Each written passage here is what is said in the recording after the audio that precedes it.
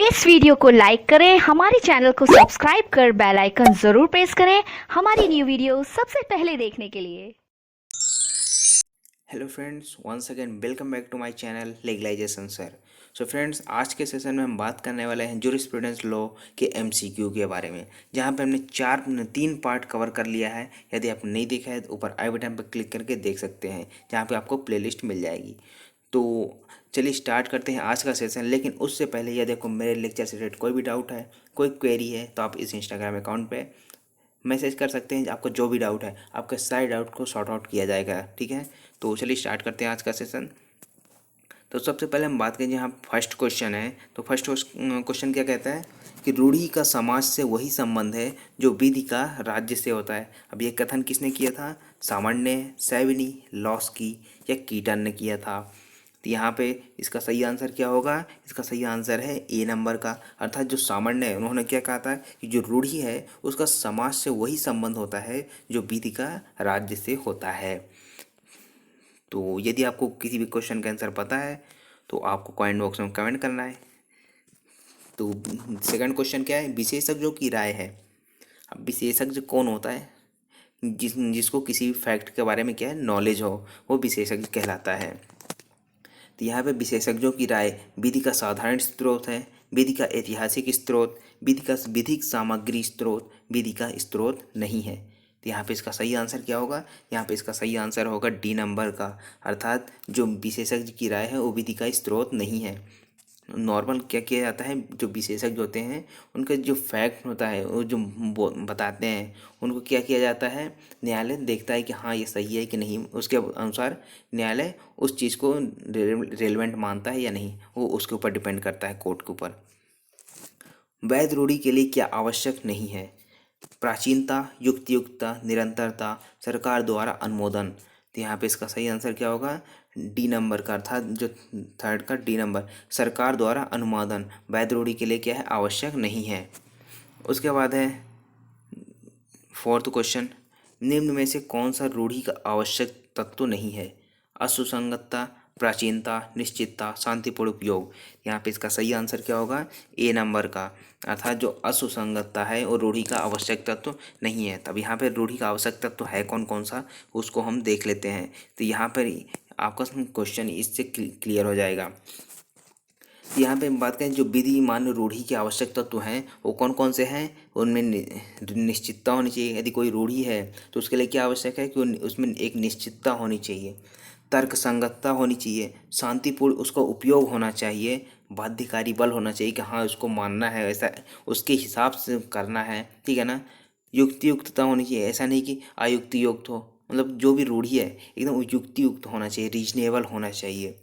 विधि के अनुरूपता होनी चाहिए और सुसंगत होने चाहिए। तो ये सारी चीज़ें क्या है, विधि मान्य रूढ़ि के आवश्यक तत्व कहलाते हैं। तो यहाँ पे यदि आपने ये तैयार कर लिया तो आपका एक नंबर यहाँ से कहीं नहीं जाने वाला। ये क्वेश्चन हमेशा आता है आपकी यूपी पीसीएस वगैरह में जो भी है। तो उसके बाद है फिफ्थ क्वेश्चन हमारा, निम्न में से कौन पूर्ण निर्णय के घोषणात्मक सिद्धांत का समर्थक नहीं है? अब यहाँ पे तीन कौन है समर्थक होंगे और एक समर्थक नहीं होगा। तो यहाँ पे कौन है? Black stone, Coke, grey, Salmond. तो यहाँ पे कौन समर्थक नहीं है? तो इसका सही आंसर क्या होगा? C number. अर्थात जो ग्रे है वो पूर्ण निर्णय के घोषणात्मक सिद्धांत का समर्थक नहीं है।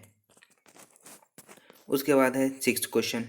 सिक्स क्वेश्चन क्या बात करता है कि पूर्व निर्णय, अर्थात जो पूर्व में निर्णय दिए जा चुके हैं, तो पूर्व निर्णय के रूप में निम्न में से क्या बाध्यकारी है?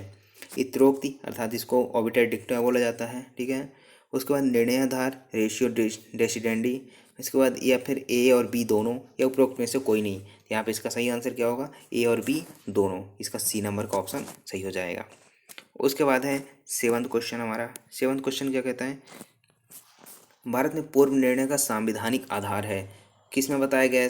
अनुच्छेद 13 में, अनुच्छेद 141, अनुच्छेद 136, अनुच्छेद 14 में। तो यहाँ पे इसका सही आंसर क्या होगा? इसका सही आंसर है बी नंबर का, अर्थात अनुच्छेद 141 में। अब इसको थोड़ा देख लेते हैं कि अनुच्छेद 141 में क्या है, ठीक है। तो यहाँ पे बात करें यदि अनुच्छेद 141 की, तो यहाँ पे क्या है, उच्चतम न्यायालय द्वारा, उच्चतम यानी सुप्रीम कोर्ट जो होता है उसके द्वारा निर्णित विधि भारत के राज्य क्षेत्र के अंतर्गत आने वाली सभी आदेश न्यायालयों पर बाध्यकारी होगी। अर्थात यदि उच्चतम न्यायालय सुप्रीम कोर्ट के द्वारा कोई ऐसा जजमेंट दिया जाता है, कोई ऑर्डर दिया जाता है, कोई आदेश दिया जाता है, ठीक है, जो विधि के अंतर्गत मानी जाती है, तो उनको क्या किया जाएगा, उसके अधीनस्थ जितने भी कोर्ट होंगे, जितने भी राज्य में है, जितने भी कोर्ट होंगे, सभी को क्या करना पड़ेगा, मानना पड़ेगा, वो बाउंड रहेंगे। लेकिन यहाँ पे क्या है कि जो सुप्रीम कोर्ट है वो अपने निर्णय से बाउंड नहीं होगा, उसको क्या किया जा सकता है, उसको चेंज कर सकता है वो। उसके बाद है 8th क्वेश्चन, निम्न में से कौन सा बात पूर्व निर्णय के सिद्धांत से संबंधित नहीं है। अब यहाँ पे 3 बात कौन से होंगे जो पूर्व निर्णय से संबंधित होंगे। अब एक कौन सा है, अब इसको देख लेते हैं कि सज्जन सिंह बनाम राजस्थान राज्य, प्रकाशन चंद्र पाठक बनाम उत्तर प्रदेश, लिवरसीज बनाम एंडरसन, और D number Bengal immunity company limited बनाम बिहार राज्य। तो यहाँ पे इसका सही आंसर क्या होगा, यहाँ पे इसका जो सही आंसर है वो होगा आपका सी नंबर का, अर्थात लिवरसीज बनाम एंडरसन है वो किससे संबंधित नहीं है, पूर्व निर्णय से संबंधित नहीं है। बाकी जो 3 केस हैं वो किससे संबंधित है, पूर्व निर्णय से संबंधित है। उसके बाद है 9th क्वेश्चन, सामान्य के अनुसार उच्चतम विधायन से अविरत है। औपनिवेशिक विधायन, कार्यपालिका द्वारा विधायन, न्यायिक विधायन या संसद द्वारा निर्मित विधि। तो यहाँ इसका सही आंसर क्या होगा, इसका सही आंसर है डी नंबर, अर्थात जो संसद द्वारा निर्मित विधि है वो उच्चतम विधायन का अर्थ है, ये इसके अंतर्गत आता है। उसके बाद 10th क्वेश्चन, आगमनात्मक और निगमनात्मक पद्धति संबंधित है किससे, रूढ़ि से, पूर्व निर्णय से, विधायन या निर्वचन से। तो यहाँ पे इसका सही आंसर क्या होगा, यहाँ पे इसका सही आंसर होगा विधायन से, अर्थात जो आगमनात्मक और निगमनात्मक पद्धति है वो विधायन से संबंधित है। उसके बाद है आपका 11th क्वेश्चन, विधिक अधिकार के 2 मुख्य सिद्धांत कौन कौन से हैं। इच्छा और हित सिद्धांत, इच्छा और कल्पितार्थ सिद्धांत, हित और रियायत सिद्धांत, हित और यथार्थवादी सिद्धांत। यहाँ पे इसका सही आंसर क्या होगा, यहाँ पे इसका सही आंसर है आपका ए नंबर का, अर्थात जो इच्छा और हित सिद्धांत है वो विधिक अधिकार के 2 मुख्य सिद्धांत के रूप में माने जाते हैं, ठीक है ना, इनका 2 मुख्य सिद्धांत है। उसके बाद है 12th क्वेश्चन, निम्न में से कौन सा एक विधिक अधिकार का सिद्धांत है, रियायत, कल्पितार्थ, हित या कोष्टक। तो यहाँ पे इसका सही आंसर क्या होगा, सी नंबर, यानी जो हित है वो विधिक अधिकार का एक सिद्धांत है। उसके बाद है 13th क्वेश्चन, निम्न में से कौन सा विधिक अधिकार का तत्व नहीं है, वह व्यक्ति जिसके अधिकार निहित है, अधिकार का विषय वस्तु या संबंधित वस्तु, कार्य प्रवृत्ति या विधिक उपचार। यहाँ पर 4 ऑप्शन में सही आंसर क्या है आपका डी नंबर का, अर्थात जो विधिक उपचार है वो विधिक अधिकार का तत्व नहीं है। उसके बाद है 14th क्वेश्चन, अवधि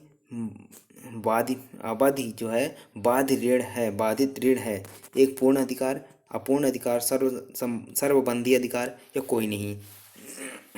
यहाँ पे इसका सही आंसर क्या होगा, इसका सही आंसर है आपका बी नंबर का, अर्थात अपूर्ण अधिकार है। उसके बाद है 15th क्वेश्चन, यह किसने कहा कि एकमात्र अधिकार जो कोई व्यक्ति धारित कर सकता है वह है कर्तव्य करने का अधिकार। ये किसने कहा था, ये किसका कथन था, ड्यूगेट, कांट, लुंडस्टैंड या ग्रे। तो यहाँ पे सही आंसर क्या होगा, इसका सही आंसर है ए नंबर का, अर्थात ड्यूगेट ने कहा था। उसके बाद है निम्न में से कौन विधिक व्यक्ति नहीं है, शिवालय में शिव मूर्ति, मस्जिद, गुरु ग्रंथ साहिब या अजन्मा शिशु। यहाँ पे सही आंसर क्या होगा, यहाँ पे आपका जो सही आंसर है वो होगा बी नंबर का, अर्थात जो बी नाम का जो ऑप्शन है मस्जिद, वो विधिक व्यक्ति नहीं है। बाकी जो 3 चीज़ें बताई, शिवालय में यदि शिव मूर्ति रखी है या फिर गुरु ग्रंथ साहिब है, अजन्मा शिशु है, वो कौन होंगे, वो विधिक व्यक्ति हो कहलाएंगे। तो यहाँ पे इसका बी नंबर का ऑप्शन सही होगा। तो आई होप आपको ये अच्छा लगा होगा। तो यदि आपको ये अच्छा लगा है तो लाइक करें, शेयर करें और सब्सक्राइब करके बेल आइकन प्रेस कर लें ताकि आने वाले वीडियोस की नोटिफिकेशन आपको मिलती रहे। और यदि आपको कोई डाउट है तो आप इस इंस्टाग्राम अकाउंट पर मैसेज करिए, आपके सारे डाउट क्लियर किए जाएंगे। Thank you so much for watching लेगलाइजेशन।